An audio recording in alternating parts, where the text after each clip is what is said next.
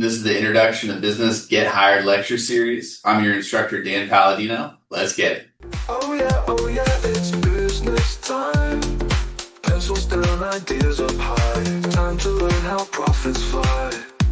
Oh yeah, it's business time. All right, I'm really excited to dive into the material here on the Get Hired video series. And this is going to be the video 1 introduction. It's going to be part of a 9-part video series where we lay out for our Introduction to Business course students here at Kenyatta College, where I serve as an adjunct business professor. We're going to talk about resumes, cover letters, interviewing skills, the interview process in general, how to chart out your career path to ultimately landing that desired career job that you want. It's fresh on my mind because I recently just went through this personally. That's going to be a large part of the numbers that we go through today.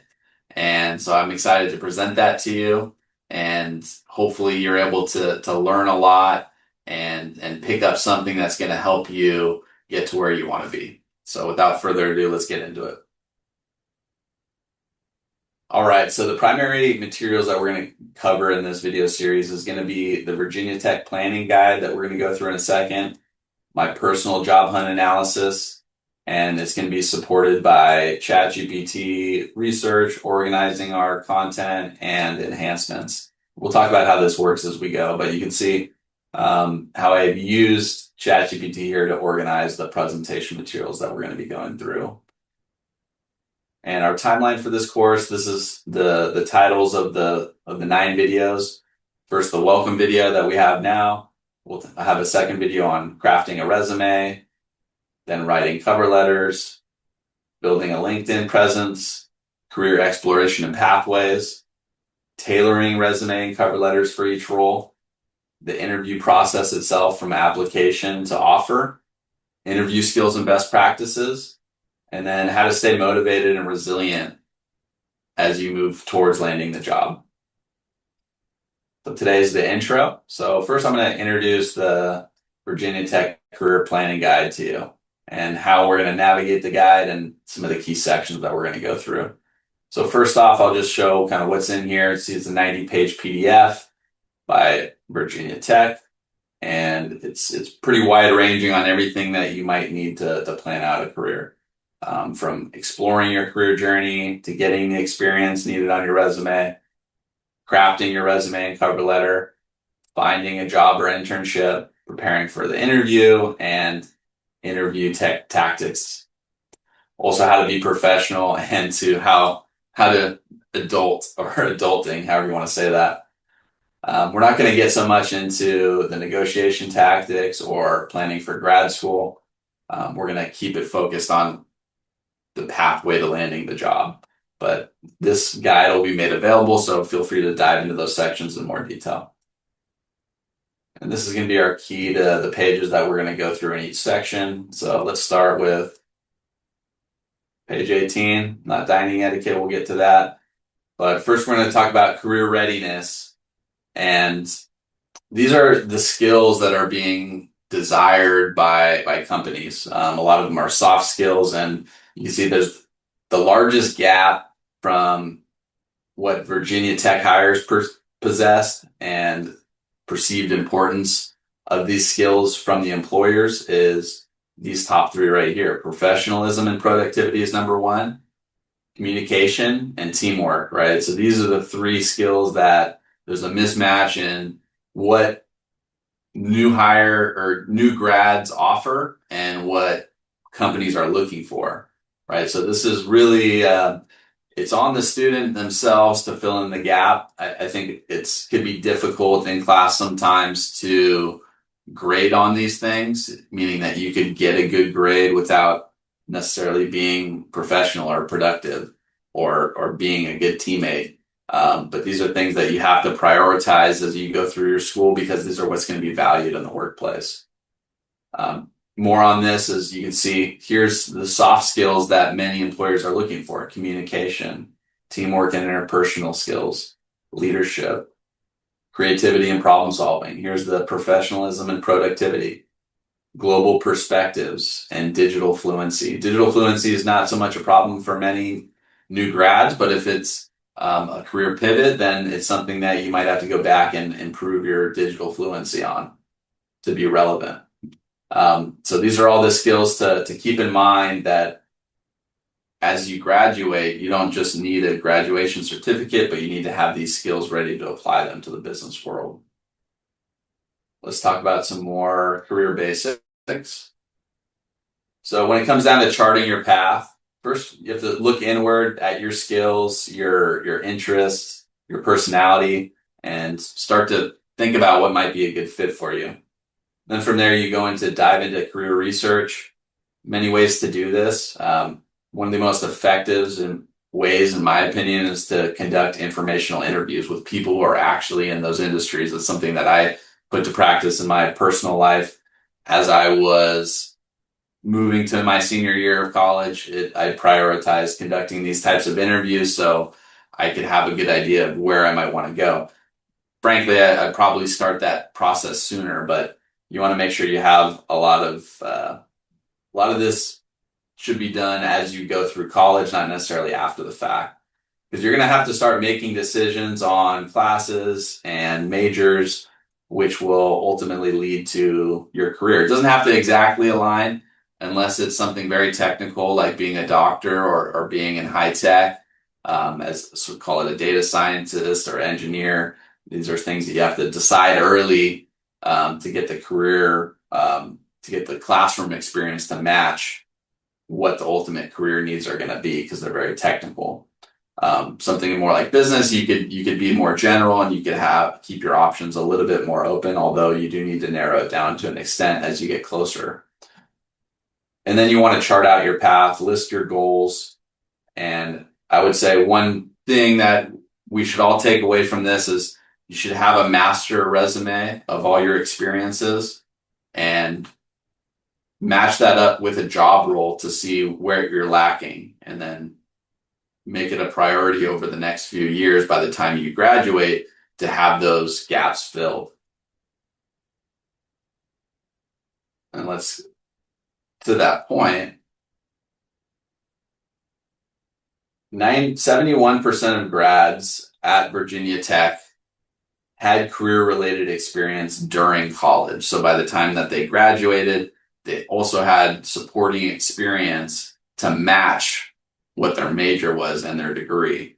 So I think that's very important. If you look at the competitive landscape of what you're up against, that should be, you don't want to be in the 29%, you want to be in the 71% that has some experience that's aligned with your studies. One way to do that is internships. Internships are great because you might not only find the career that you want, but you might be able to at least eliminate careers that maybe you don't want along the way and pivot as early as you possibly can. Also, job shadowing, research, student organizations, teams, volunteering, all good experience that you can get on your resume while you're still in college. A couple more things I just wanted to touch on. Let's just drill a little bit more on the informational interview, because this has been something that's been very valuable to me, not only to research careers, but potentially to build references to expand your network. Which, these informational interviews, you're interviewing them, they're not interviewing you. There's no pressure of a job on either side, so you could talk a little bit more frankly, a little bit more openly. So this is a very low pressure way to get answers about the industry, and also potentially build your network. And you never know when some of these same folks could be used as a referral to actually get a job down the road, although that is not the intent up front. You do have to, I would say, show up and guide the interview. You have to show up very prepared and hit these out of the park. They're not really there to interview you per se, right? It's all about you guiding the conversation, because you're the one reaching out to them for their support, to learn about what they do. So come prepared with questions on these. So let's talk about just job hunt overview statistics in general. These are some of the statistics that ChatGPT pumped out for me.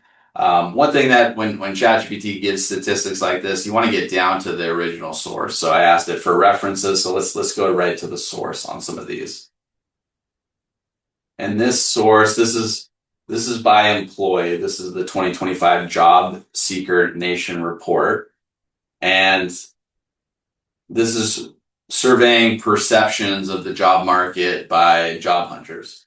So how easy do you think it is to find a current job in the current job market? You could see that while some of them find it easy or somewhat easy, the majority find it somewhat difficult or difficult. So they do know going into that it's not an easy process for the most part. As far as timeframes, a lot of expectation that it'll be that you'll get hired within the first 1 to 6 months of the job process. There's some outliers who think it get done in the first month, or it'll take longer than 6 months, and the majority expect 1 to 6 months. Here's where the numbers get a little bit skewed. And how often do you expect to get an interview after applying for a job? About 57% either always or frequently expect to get an interview after applying for a job. It's good to be optimistic, but that's not always what the numbers show as far as that high of a success rate. Here's another one. How many applications do you expect you will have to submit before you're hired for a new role? Well, here's 70% in 2025 expect only 1 to 10 applications will land them a new role. And so let's look at if those expectations match up with reality. So in reality, here's the actual numbers for number of job applications that need to be sent on average to land the actual job offer. So you can see there's a fair amount that would get offered without ever applying if they have high skills and the recruiter reaches out to them and they're highly sought after. That's this 13% right here. And then you have your 1 to 10. This is the people who expect 57%, remember, expect to get the offer, to get a job within the first 1 to 10 applications. It's really only 27%, right? So 30% of people are not quite going to get what they hope for. So it's important not to get discouraged if you don't land it in the first 1 to 10, because there's a lot who get it in 11 to 20 or 21 to 80 is the highest percentage.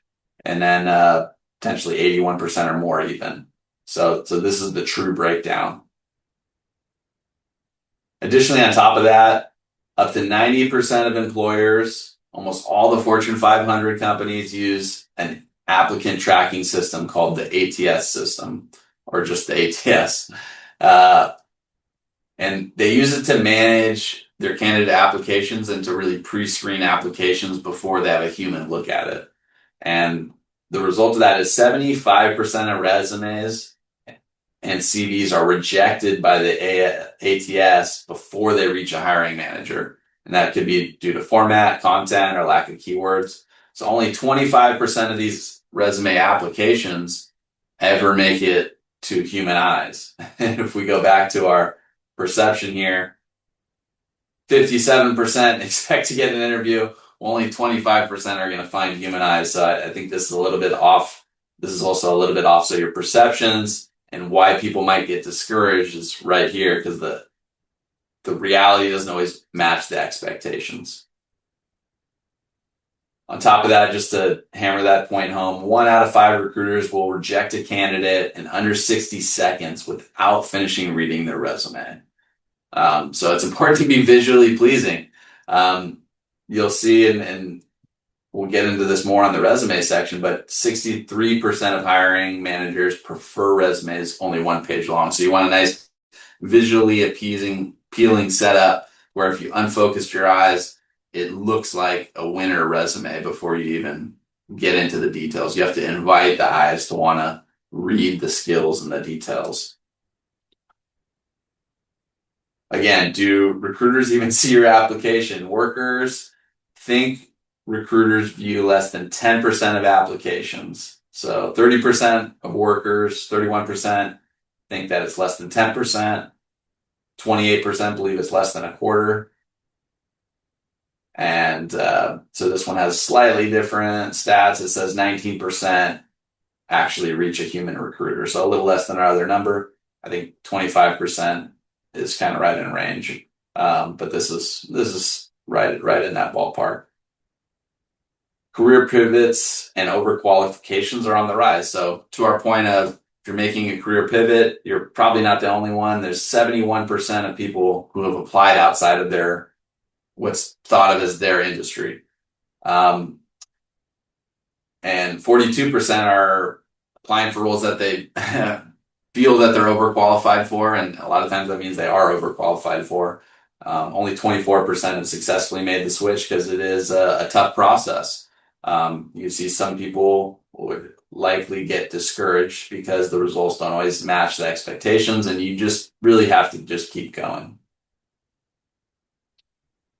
All right. So let's dive more into my background. Why am I here? Let's set the table for what I'm about to show you on my job hunt analysis. So, what's my background? Well, here's the challenge. Here's our challenge. We're going to try to pivot careers into AI tech sales, and we're going to have to do that with this experience. And one thing that's not listed here, this is all work experience. It doesn't list that I got my bachelor's from San Francisco State. I got my master's in business, MBA from San Francisco State with an emphasis in finance. And let's look at my career. So snapshot of my career, 20 plus years of total work experience, 13 years baseball coaching, 10 years in league leadership, 30 distinct roles across my career, 10 teams coached, founded, or organized, 4 organizations founded. It's more like 7, but we'll get into that.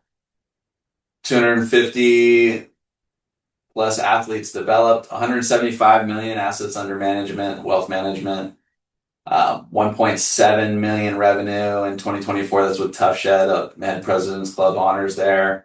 1,000 plus financial plans delivered, 10,000 plus outbound sales touches, 200 plus households managed, 3 all-star selections, 1 championship, 3 consecutive college playoff appearances. This is as a coach. This is as a player. 1 super regional appearance as a coach at Kenyatta. So this is just some highlights. A lot going on there. So let's look at it. What does that mean? Here's the career timeline. And let's see if you can connect the dots. And I numbered this just so we could keep track of everything. But you can see all the different roles and the various timelines that I've had from being a sacristan to working at Mervyn's for 1 month to got 1-800 Got Junk, Bell Mateo Bowl, Macy's, Diamond in the Rough, Starbucks, Mr. Pickles. All these first 5 roles, by the way, were by referrals. And then these were earned. This was created. This is when I created the Rounders Baseball Club, the Bay Area Collegiate League. This was a referral, got into Rack and Road Vehicle Outfitters, which rebranded to the Rack Spot. So 3.5 years there. I was a TA at SF State right when I got my master's. All that led to I was able to land the job at Morgan Stanley, my first big career role, where I stayed for almost 6 years. All the while, I continued running my summer baseball league, which included various roles with all the teams that I was running and organizing. And that led to also creating a strength and therapy facility, training facility for athletes, particularly baseball players, more baseball experience, some sales experience as a enterprise BDR, more baseball, return to the Rack Spot, founding another strength and performance program. The other one, the Velocity Strength and Therapy, I co-founded. This is the one I founded on my own through the Barrel Up Training Facility. Assistant coach at Kenyatta College, which I still am today in a smaller capacity. Really, I'm the recruiting coordinator there now, and I also help with assistant coaching when I can, although I do work my main job for the majority of time. I spent 2 months parking cars as well to help pay the bills. I did get hired at Asian Box, which I worked for a total of 0 days. The schedule didn't line up with everything else I was doing. Another baseball team here that I founded, my Tough Shed experience with the President's Club notation. Kenyatta College, adjunct business professor, right? Still to this day. So that's almost about a year now. Um, I'm also advisor for the Future Business Leaders of America Club here at Kenyatta. And my main job, which I work, is as a business development representative. So currently, I spend most of my time on teaching and my sales job. I also have some involvement in the baseball team as well. So I have all this.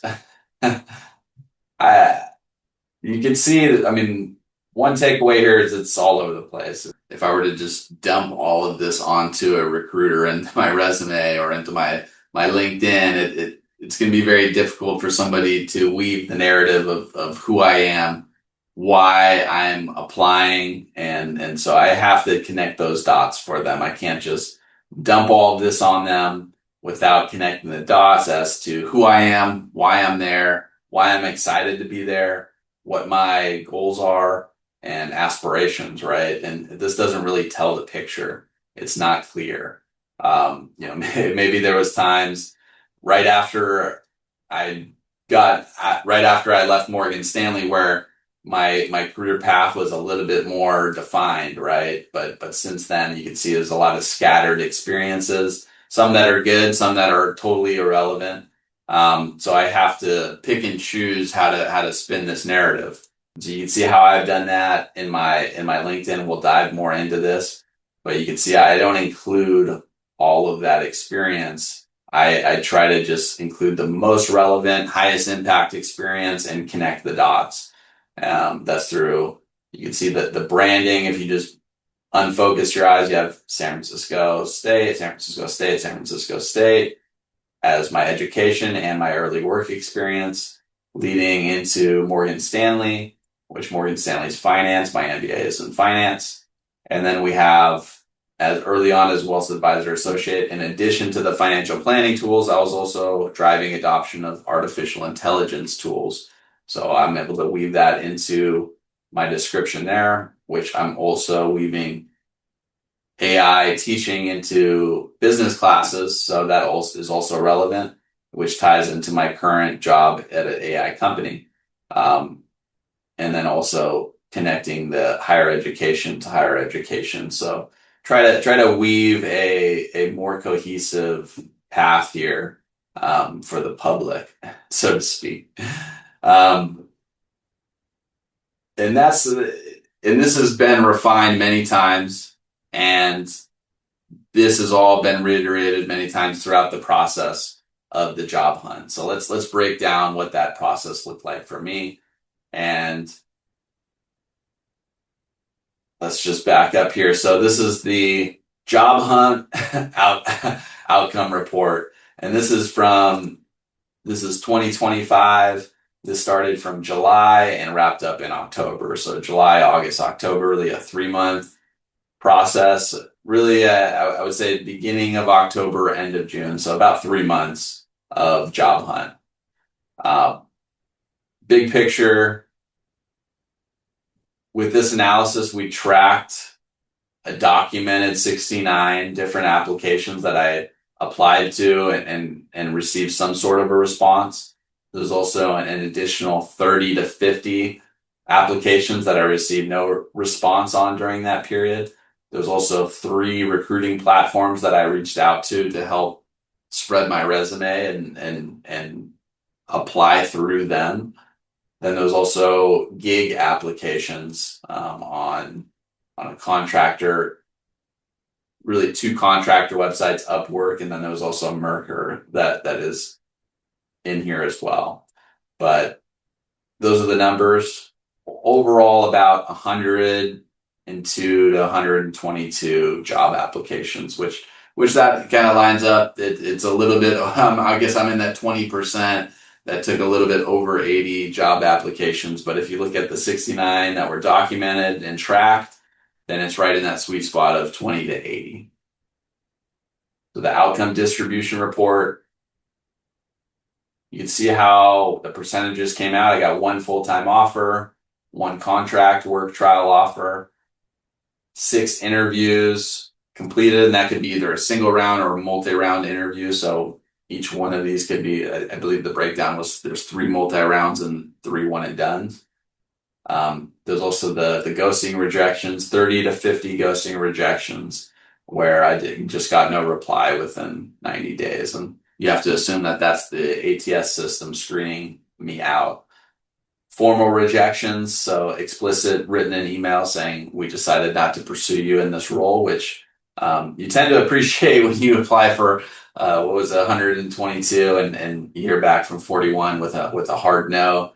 You kind of appreciate the hard no. Every hard no is just one step closer to your next yes. Applications withdrawn by choice. When I accepted my current role, I was in a interview round with another company, which I withdrew from at that time. There was also 2 roles that were where they changed ATS systems, and all applications on the old system were then eliminated essentially. But they sent you a notification and invited you to reapply with the new system. So let's look at the interviews landed. So there was 6 interviews landed for the multi-round interview process. So made it to the serious consideration stage, which we consider the final round. There was an AI enterprise software company and went through 3+ rounds. There was a take-home assignment included, and the outcome was full-time offer accepted, right? So that happened. Just started there in October 6th. So just getting started there. And then the second one, I also applied for a global SaaS cloud company in a similar BDR role where I had multiple recruiting conversations. There was a role match call. There was the final interview round with 2 hiring leaders. Ultimately got rejected after the final round of interviews. And there was the public cloud content management company. And there was a recruiter screen, hiring manager interview. There's a multi-person panel interview, which was kind of like a marathon. I think I met with 4 people in a row. The outcome was a rejection after the final panel interview. And some of these I'm not mentioning names because I signed an NDA. Early stage interviews that didn't progress. So there was a infrastructure startup company, did a recruiter screen. I wasn't quite technical enough for that position. There was a HR and employment services sales role. Got past the first round of the interview. This is the one that I ended up withdrawing before the second round of the interviews, which I was pretty happy about. This role, the recruiter reached out to me on LinkedIn. It wasn't really a role that was high up on my list. I wasn't really crazy about HR or employment services. I really wanted to get into AI, so it wasn't really high on my list, but it is helpful to accept some wins that come your way when you have people who are interested in you hear them out and see what the offer is. So that's what that was. Then there was a AI machine learning workplace training platform. So this is like Upwork, a contractor platform. And this was super interesting because actually they had an automated interview assessment. So this was an interview completely with a AI. It was like an AI video call, but faceless. And it was quite an interesting process. I would say I was easier than interviewing with humans for sure, although sometimes they cut you off before you finish what you're saying. They did give me a work trial offer, which I accepted, but things got so busy once I started moving on in these interview rounds that it moved lower on my priority list because the contractor work, it's not reoccurring. It's not exactly what I was looking for. I was prioritizing the full-time position. So it never actually ended up going anywhere with this work trial. Exact breakdowns by category. So A, I had one full-time offer. B, I had a one contracting offer for a gig, as I mentioned. There was three multi-round processes, three early stage interviews, so six roles got to the interview process. There was 41 explicit rejections. So, and they were across different fields like AI and tech, fintech, SaaS and ed tech. Um, so like Coursera, some of these companies like ClassDojo, which there's technology that applies to everything now. So it was either ed tech or AI was what I was interested in. AI mostly because I wanted the growth, and this I just felt like maybe it could tie in my trying to weave the narrative and say, okay, well, maybe my teaching experience will be more applicable here. So I tried some areas in the ed tech space. I also tried EVs, enterprise and consulting, McKinsey, Accenture, uh, Boston Consulting Group. I also I applied to some roles that I was underqualified for per se, like the higher tech um, platform, AI platform company startup that I applied for, and then some that I was way overqualified for, like Ross or the 49ers, which these are entry level positions that don't require a degree. Nothing wrong with them. That's why I applied for them, but I would say my experience overqualifies me. Um, and so in some ways, on roles like that, you want to understate your resume a bit to maybe try to align more or to fit the narrative, even though that's not always uh, mentally easy to do. Then there's also many higher education admin roles. So across many different industries that I was rejected from. There's also the many ghosting rejections, right? So that's what we're going to call the 30 to 50 roles that I never heard back from. Assume by this point it's a rejection because they just never got back to me. Um, Withdrawals, there was that was initiated by me, as I mentioned. Invalidated by new systems. There was two of those, and then I did work with three recruiting platforms. I was not accepted at two of them, although one of them I was accepted. I interviewed with, but it didn't really produce any interviews for me. Whereas in the past, when I left Morgan Stanley, I actually got hired through Betts Recruiting at DealPath, and they teed up three or four different interviews with me within like a week of me interviewing them. So because I think indicates I was maybe either I was more marketable at the time or they just had a bigger pipeline at the time or whatever it was. They got I had some great results with Betts Recruiting in the past, not so much this time around. Volunteer roles, so I even applied to some of those volunteering roles. This kind of goes back with what we were talking about with some of those roles that you take to just bolster the resume and help weave the narrative. You need to add some of these experiences. So overall summary, let's see the executive summary. There's 100 to 120 applications, let's say. Six landed. Full-time offer rate, very low, 1%. Rejection rate, well, you kind of lump these together pretty high. Final result, I did get accepted an offer from a top tier AI enterprise company and now employed in a competitive BDR role. It required multiple interviews, technical preparation, take home assignment, and strong market facing communication skills. There's those communication skills. I'd say absolutely communication was key here. Disclosures and methodology. So here's just some defining what ghosting rejections we are, what definition we use there. This is saying that we are compliant with the NDA that I signed, and just talking about the different recruiting platforms and Upwork, gig platforms that I mentioned, how we approach those, and number integrity. This kind of just shows all the different numbers that were included, but really what all of the hard analysis was done on these 69 documented roles because I had all the documentation and we analyzed that thoroughly using my friend here, ChatGPT. and came up with this analysis. So ultimately, it comes down to this. Here's the job funnel of the amount of applications that were sent, the interviews that were completed, and the offers that was ultimately received and accepted. And so that's your funnel right there. So a lot of action.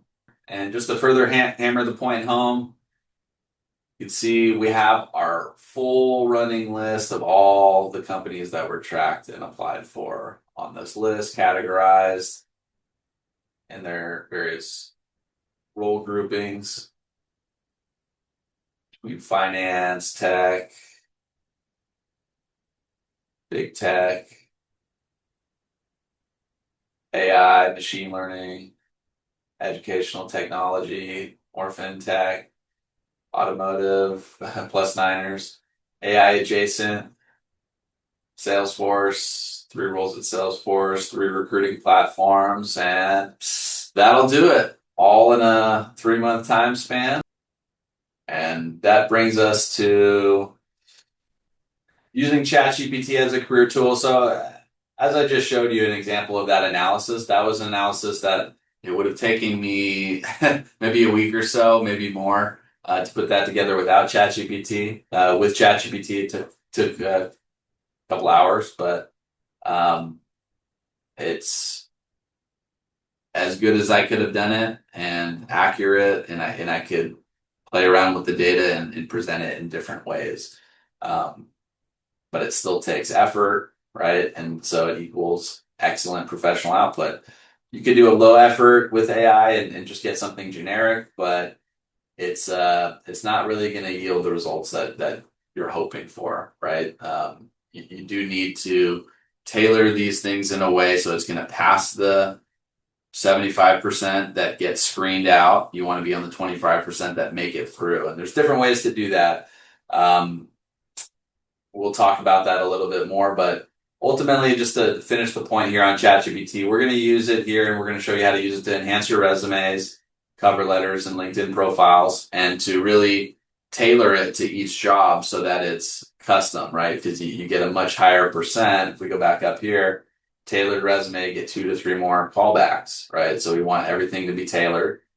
And we want, last thing is we could also use it to help guide us and gain industry knowledge, to do research on companies and to practice and prepare for interviews. So we're going to talk about all that. Use AI to do more, not less. So key takeaways from my experience, just to summarize everything. Become it before you could become it. So what I mean by this, I'm going to get more into this when we get into the career, but this will be a key thing that we talk about is it's not so much about just making up the experience. You have to actually have the experience. You have to become it before and somehow find a way to get those experiences on your resume. Be that person before you get hired, essentially. Once they see that you've been putting in all this groundwork to be in this profession, then it'll be their pleasure to accept you and to oblige, right? But if you haven't put in that work, it'll be very obvious, right? So first you have to become it before you can become it, if that makes sense. Be true to yourself. Authenticity connects. So it is this is where it becomes important to actually go out and get the experience, right? Because then you could actually, when you want something that is qualified, right? But it's true to your actual experiences. So in order to do that, you have to go out there and get the experiences, and that allows you to be authentic, be yourself, but also be authentically qualified for the position. Persistent creates luck. You can see that some people get discouraged because there's a mismatch of expectations and realities when it comes to job hunts, and being persistent is, you do need to get some luck in this process, but persistence will create that luck. I'll just jump ahead. Another way to say that is keeping your net in the water, right? You're not going to catch any fish if your net's not in the water. That story came from one of my mentors, Stephen Daniels, where he was out on a fishing boat. They were in a big storm, and one of the crew members went to the captain and said, they weren't catching any fish. The captain, what's the strategy here? Right? None of the systems were working. Captain said, much the crew kind of hushed up because you're not really supposed to question the captain, but captain simply said, my plan is to keep the net wet, right? Because you can't catch fish unless your net's in the water, right? So we're going to keep putting the net in the water, and we're going to catch as much fish as we can here. And hopefully we're putting in the net in good areas where there is fish too, right? So it's part of it is being persistent, and part of it is being effective, right? Effort and effectiveness. You got to put in a lot of effort, and hopefully you get more effective with this as you go, so that your effort can bear more full nets. Referrals accelerate opportunities. Absolutely. We're going to get more into referrals and the impact. I kind of mentioned as I was going through a lot of the jobs that I've had, even some of the entry-level jobs, many of the entry-level jobs came through referrals. If I go back on some of these statistics, 80% of jobs are filled through networking. Roughly 70% of jobs are never published publicly on job sites. On top of that, applicants with employee referrals get an interview 50% of the time, and 20% of employee referrals get hired, right? So a referral could go a long way. It's not always possible to get a referral. The current job that I got, I didn't get through a referral, but the initial multi-step job process that kind of kicked off this whole interview search or job search, I did get through a referral, and I got a interview email the next day, right? So I started off with success. In order to repeat that, if you're not garnering these opportunities through referrals, then you have to expect that it's going to take a lot more energy and effort to get through. You just gotta power your way through, because the other thing about a referral, it shows that it confirms that they're looking, right, in some way, shape, or form, and then you come in as a warm lead and a qualified lead. Otherwise, if you're just sending in your application, you have no idea, if you haven't talked to anybody, what the status of that actual job is, even though it might say it online. Remember, a lot of these jobs get filled before they even get posted online. Maybe they only get posted online as like a formality, right? And they already have the person that they want to hire in place, right? Because they got in through a referral. So just know that it's going to be harder if you don't go the referral, and just be okay with that, right? You're going to have to put forward more effort, or you can be more strategic and gain those referrals to get a higher percentage if you want to deal with less rejection. Narrative definitely matters, right? It took a long time, and I will weave this in as we go through the future videos, but it took a long time to take that job experience and piece together the narrative that you see on my LinkedIn that shows that I'm an expert in finance, teaching, and artificial intelligence, right? That's the narrative that I'm creating at the current moment, and I'm connecting it through all the dots. Whereas if you look at just my job list, you don't quite get that. And rejection, like I said before, it's a lot about timing and fit, right? Which there does need to be luck involved, right? Maybe there's luck involved in being able to establish a personal connection with the interviewer, right? That all has to do with luck and timing. But it's not a personal failure, right? Like I said, you never know the stipulations that went in behind the decision. A lot of times it has nothing to do with how you performed or you as a person. And again, keep your net in the water. To conclude, we're going to go through tools, structure, and mindset. We're going to talk about career readiness as a skill that you need to be developing as you work your way through. So the foundation is laid before you ever graduate. And then once you graduate, you're there, you're ready, you're right, and you're set up for success, right? Because even when you do everything right, it's not necessarily easy, but it definitely makes it much easier to get lucky in the process if you've done these steps correct. So video 2 is going to be on crafting your resume. So with that, hopefully you learned something. We'll see you on the next video. Take care. business time. Oh yeah, it's business time.